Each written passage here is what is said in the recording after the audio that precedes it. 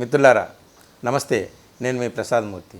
ఢిల్లీలో కొత్త ప్రభుత్వం, ఆమ్ ఆద్మీ పార్టీ ప్రభుత్వం కూలిపోయి బీజేపీ ప్రభుత్వం వచ్చింది. మనందరికీ తెలుసు. ఆ బీజేపీ ప్రభుత్వానికి నాయకత్వం వహిస్తుంది రేఖా గుప్తా సీఎంగా.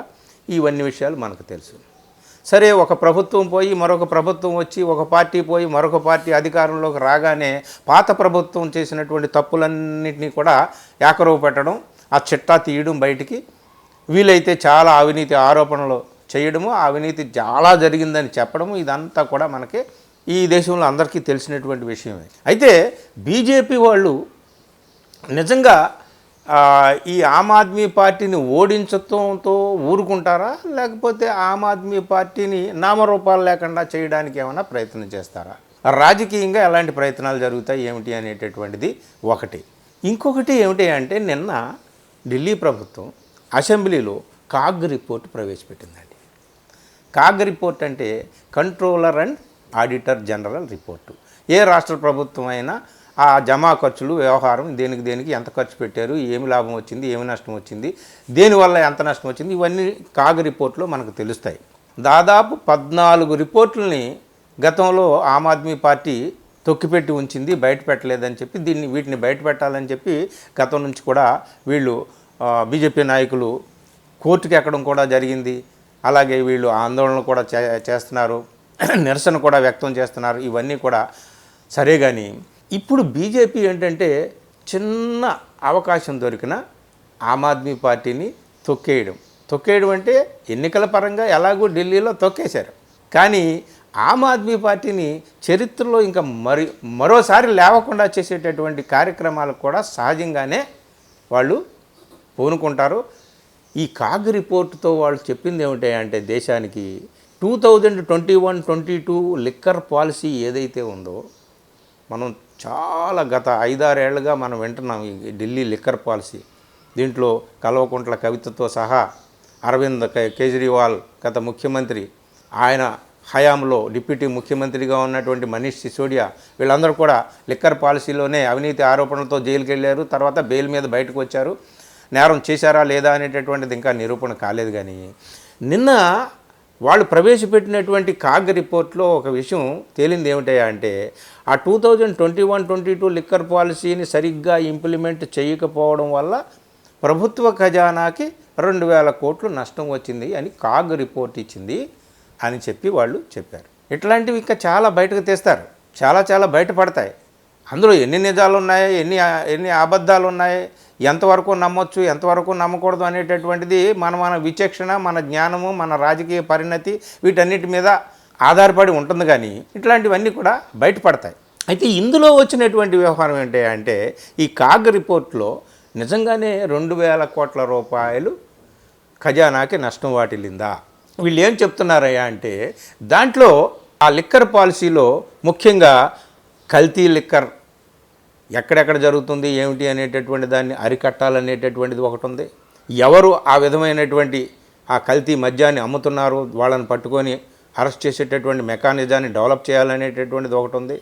అలాగే దీనికి సంబంధించి లిక్కర్ దాని క్వాలిటీని టెస్టింగ్ ల్యాబొరేటరీస్ ఏర్పాటు చేయాలని, దాని మీద నియంత్రణ కోసం కమిటీలను ఏర్పాటు చేయాలని, అధికార బృందాలను ఏర్పాటు చేయాలని, ఇవన్నీ కూడా ఆ పాలసీలో ఉన్నాయి. వీటినన్నింటినీ కూడా ఇంప్లిమెంట్ చేయకపోవడం వల్ల దాదాపు ప్రభుత్వ ఖజానాకు 2,000 నష్టం వచ్చింది. ఇక అవినీతిలో ఎవరెవరు ఎంత తిన్నారు ఏమిటి అనేటటువంటిది అది తర్వాత అది కోర్టుల్లో తేలాల్సినటువంటి విషయం. ఇందులో ఇంకొక విషయం ఈ పేపర్ రిపోర్ట్లో మనకి తెలిసింది ఏమిటంటే, ఈ కాగ్ రిపోర్ట్ ద్వారా ఏం చెప్తున్నారు, Delhi government suffered a revenue loss of approximately 890 crore due to its failure to retender the surrendered retail licences for liquor vendors. అంటే పాలసీ అనేటటువంటిది రూపొందించడం, దాంట్లో అవకతవకలు జరిగాయి, అవినీతి జరిగింది అనేటప్పటికీ ఆ పాలసీని రద్దు చేయడం అనేది జరిగింది. కానీ కాగ్ రిపోర్ట్ ఏం చెప్తుందా అంటే, ఆ రీటెండర్స్ని మళ్ళీ ఇన్వైట్ చేయకపోవడం వల్ల లైసెన్స్ని అయితే రద్దు చేశారు, మొత్తం అంతా రద్దు అయిపోయింది కదా. అంటే ఇక్కడ కొంచెం చాలా క్రిటికల్గా అర్థం చేసుకోవాల్సినటువంటి విషయం అనమాట. రీటెండర్స్ని మళ్ళీ ఇష్యూ చేయకపోవడం వల్ల ప్రభుత్వానికి ఇది ఏమిటి, దీనికి ఆమ్ ఆద్మీ పార్టీ ఏం సమాధానం చెప్తుంది అనేది మనం చూద్దాం. రీటెండర్స్ ఎట్లా ఇష్యూ చేస్తారు, అసలే ఆరోపణలు ఉన్నాయి కదా, పాలసీ రద్దు చేశారు కదా, కానీ రీటెండర్స్ ఇష్యూ చేయకపోవడం వల్ల 890 కోట్లు నష్టం వాటిల్లిందని. అలాగే ఇంకోటి ఏంటంటే కొన్ని జోనల్ లైసెన్సెస్కి ఎగ్జంప్షన్స్ ఇచ్చారంట, మినహాయింపులు ఇచ్చారు. దాని ద్వారా దాదాపు 941 కోట్లు నష్టం వాటిల్లిందని. అలాగే ఇంకా ఉన్న లైసెన్స్ ఫీజుని రద్దు చేయడం వల్ల 144 కోట్లని, ఇట్లాగా కొంత లాసెస్ని వాళ్ళు చూపించారనమాట. సో దీంట్లో ఆమ్ ఆద్మీ పార్టీ ఏం చెప్తుందా అంటే, అసలు ఆ లిక్కర్ పాలసీని మనం రద్దు చేశాము, ఆ లిక్కర్ పాలసీ ద్వారా ఇంప్లిమెంట్ చేయాల్సినటువంటి విషయాలన్నింటినీ కూడా అప్రూవ్ చేయాల్సిందేమో లెఫ్టినెంట్ గవర్నర్, అక్కడ ఎవరైతే ఎల్జీ ఉన్నాడో ఆయన చేతిలో అధికారం ఉంది. అక్కడ ఎన్నికైనటువంటి ప్రభుత్వం చేతుల్లో ఏమీ లేదు నిజంగా చెప్పాలంటే. సో ఇవన్నీ కూడా ఆయన చేతుల్లో ఉన్నాయి. మీరు వాళ్ళని ఎంక్వైరీ చేయండి, సిబిఐని ఎంక్వైరీ చేయండి, వాళ్ళని అడగండి. వాళ్ళ దగ్గర పెట్టుకొని మమ్మల్ని అడుగుతారేంటి, మేము ఇంప్లిమెంట్ చేయలేదని చెప్పి మమ్మల్ని అడుగుతారేంటి, దీని ద్వారా ఏదో నష్టం వచ్చిందని చెప్పి మీరేదో అభూత కల్పన లాంటిది ఏదో చేసి సృష్టించి మమ్మల్ని దోషులుగా నిలబెట్టడానికి చేస్తున్నారని చెప్పేసి వీళ్ళు అంటున్నారు. ఏది ఏమైనా మిత్రులారా, ఇక ముందు కొండను తవ్వి ఎలకన పడతారో, లేకపోతే మొత్తం కొండను తవ్వి అక్కడ ఎంతంత కొండంత అవినీతి నిజంగా జరిగిందా లేదా అనేది చూపిస్తారో. కానీ ఇప్పుడైతే వేట అయితే మొదలైందండి. వేట మొదలైంది. ఆమ్ ఆద్మీ పార్టీ అసలు వేట ఇప్పుడు ప్రారంభమైంది. ఇక వ్యక్తుల దగ్గరికి వెళ్తారు. ప్రభుత్వం చేసినటువంటి వ్యవహారాలు, అవకతవకలు, వీటినన్నింటినీ కూడా ముందు బయటకు తీస్తారు. తర్వాత వ్యక్తుల జోలికి వెళ్తారు, వాటిని కూడా బయటకు లాగుతారు. వీటి నుంచి ఆమ్ ఆద్మీ పార్టీ బయటపడుతుందా, నిలబడుతుందా అనేటటువంటిది ఒకటి. ఇదంతా ప్రభుత్వ పరంగా. ఇంకోటి రాజకీయ పరంగా చేసేది ఏమిటంటే, Aam Aadmi Party so called powerful leaders ఉండరే, వాళ్ళని ఇంక్లూడింగ్ అరవింద్ కేజ్రీవాల్, వీళ్ళందరి మీద సిబిఐ, ఇన్కమ్ ట్యాక్స్, వీళ్ళన్నీ కూడా ఎంక్వైరీలు చేసి వాళ్ళు విసిగెత్తిలాగా చేసి వాళ్ళందరినీ నిస్సహాయాలను చేసి వాళ్ళు ఆ పార్టీకి తిలోదకాలు ఇచ్చి బీజేపీలోకి వెళ్ళి శరణు పొంది తద్వారా తమను తాము రక్షించుకునేటటువంటి అధమ స్థితికి వాళ్ళని గురి చేస్తారా?